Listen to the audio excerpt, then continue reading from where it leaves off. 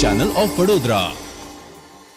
ડભોઈમાં રોડની સાઈડ ઉપર ઊભેલા Eicher ટેમ્પામાં bike ચાલક ભટકાતા બાઇક ચાલકનું ઘટનાસ્થળ પર જ કરુણ મોત થયું છે।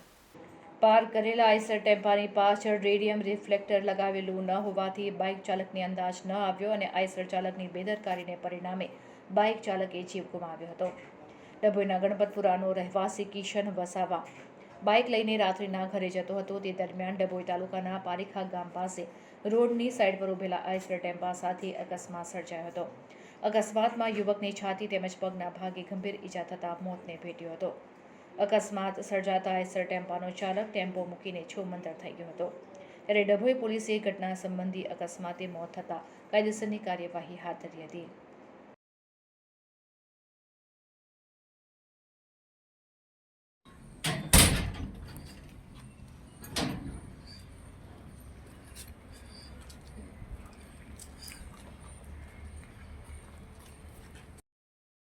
कोरोना वालों बनाई